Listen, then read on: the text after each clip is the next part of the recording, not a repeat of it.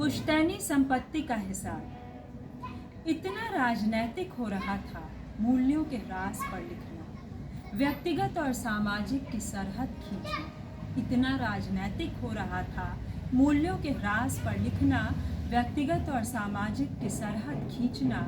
लोग जाने किन नैतिकताओं की सीढ़ियाँ लिए आपकी मेरी हर किसी की ज़िंदगी में चले आ रहे थे।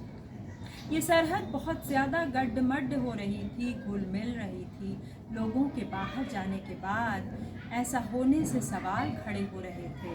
पुश्तैनी संपत्ति के, माँ बाप की देख रेख के भी वो पहले से भी खड़े हो रहे थे, हर किस्म की संपत्ति के।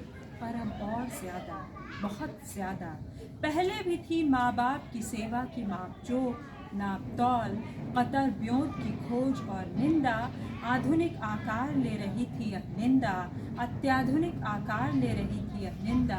घरों में फूट डाल रही थी, नए परिचय पत्र लेकर आ रही थी यह निंदा।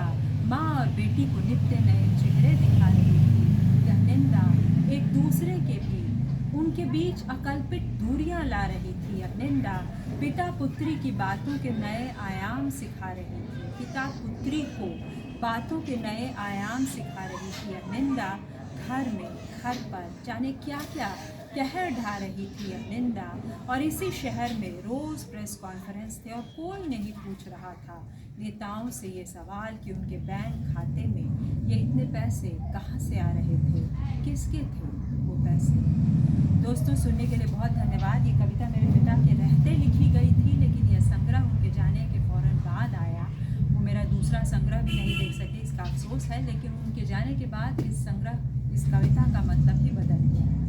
मैं ये कह रही हूँ कि ये अपने आप में एक बात है। आप सुनिए कविता को और मुझे ज़रूर बताइए कि क्या आप इससे आइडेंटिफाई करते हैं, कैसी लगी ये कविता आपको। आपकी टिप्पणियों का मुझे इंतज़ार रहेगा। ये मेरा दूसरा संग्रह बहस पार की लंबी धूप, आप अमेज़ॉन, फ्लिपकार्ट को भी कहीं से भी मंगवा सकते हैं। लाइक और सब्सक्राइब करें। शुक्रिया।